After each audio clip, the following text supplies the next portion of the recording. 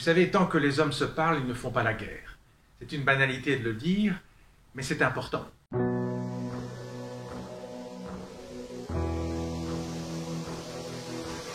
Je pourrais le résumer en disant tout simplement que c'est un plaidoyer pour la diplomatie. Et en cette période, surtout de pandémie, où l'on voit quand même certains réflexes ressurgir, de concurrence et autres, les diplomates sont là pour jeter des ponts. Eh bien, ce livre est là pour expliquer l'importance au XXIe siècle de la diplomatie.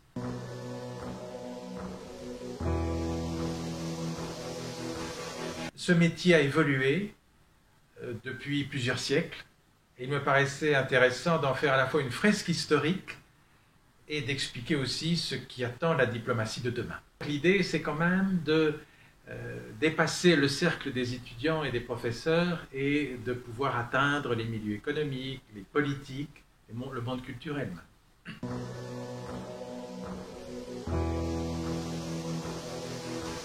Mon métier, il est parsemé d'anecdotes, mais une des plus récentes dont je me souviens, c'est en plein milieu de la crise qui opposait le Canada et la Belgique. Et vous savez, il y a très rarement des crises entre ces deux pays amis, mais voilà, il y avait un accord de libre-échange entre l'Union européenne et le Canada.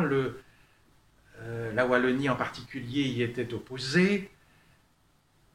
Le Conseil européen se déroule avec une certaine tension. Charles Michel, notre Premier ministre à l'époque, ne peut pas signer au nom de la Belgique l'accord en question. On me téléphone et on me demande d'arranger cette communication téléphonique. Inutile de vous dire que je n'ai pas le numéro de téléphone du portable du Premier ministre canadien.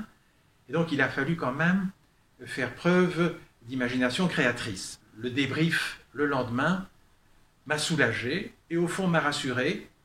Même si vous êtes un Premier ministre, vous avez besoin d'un ambassadeur pour communiquer.